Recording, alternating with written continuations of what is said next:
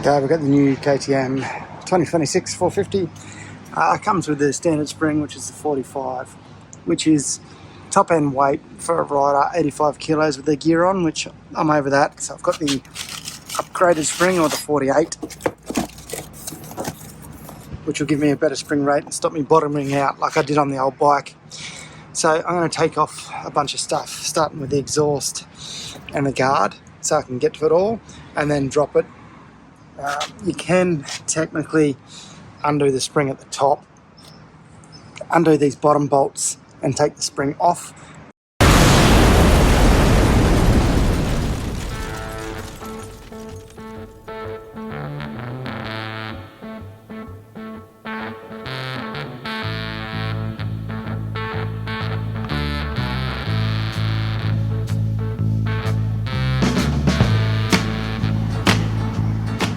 Okay, just got a couple of zip ties I need to cut off, then undo this bolt, then I should be able to pull it down and push it back and get all this off. Get this guard off, and then I'll get the exhaust off.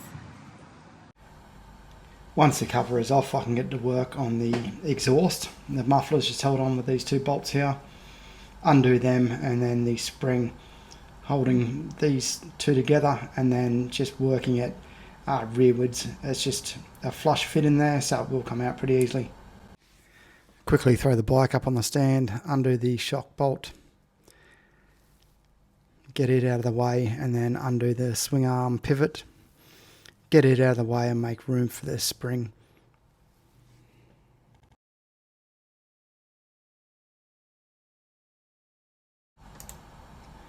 Taking all the preload out of the old spring, unlock the locking collar, and then just wind it up to give yourself enough free play to get the bottom plastic collar off. It's a two-piece collar held in place by a steel washer. So push the washer up towards the spring, then get the collar off, and then ready to take the spring out. Okay, spring will just pull out the bottom of the bike. Don't have to take the swing arm out, much easier. To explain what's going on, just couldn't be bothered taking off the swing arm, the brake caliper and everything, so I've moved this all the way up, taken off my link rods down here, and that means I can get the base collar off, which is a upgraded collar to what they've had previously, and then the spring will drop off as it has here, and then I'm just going to put the new spring on and do the adjustments on the bike, because it's a lot easier to spin this collar. I can spin it by hand very easily, so save me a good hour and a bit of work. So I've got that metal ring back on the collar, so it's sitting in there, so it'll hold the spring, and then the top has another metal collar under the bracket. So what I'm going to do is bring it down, measure this, and then compress it 8mm. Okay, so 10 Newton meters for this one, no Loctite. 60 Newton meters for this one with Loctite. Do that up.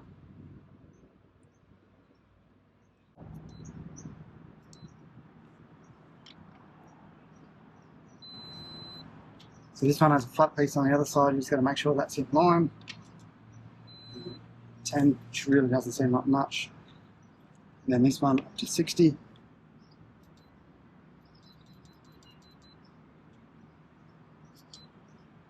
Which is a lot. That's probably right. Off.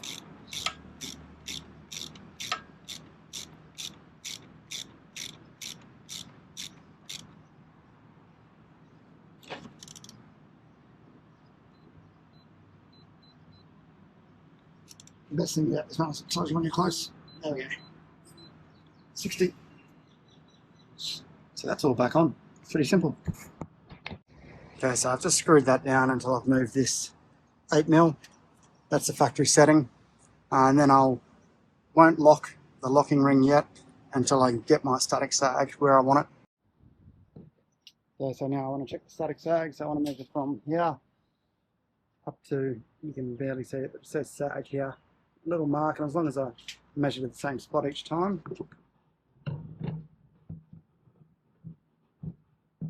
and you can see the bike's unloaded, so the spring's at its full extension.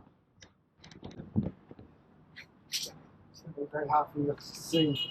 I left my sag tool in my old car. Tape measure, that's fine, so the center of the wheel hub to the bottom of that fender, and it is 630. on the month. Okay, so 630 millimeters. Now I'm going to load up the bike and suspension. Yeah. Okay, so we've got 595, 35 millimeters, which is exactly what it should be. So we're spot on. Now I'm just going to throw on and lock down the adjuster, throw on the exhaust, throw on the cover, zip tie it back on, get everything back to the spot, and then we'll get mine.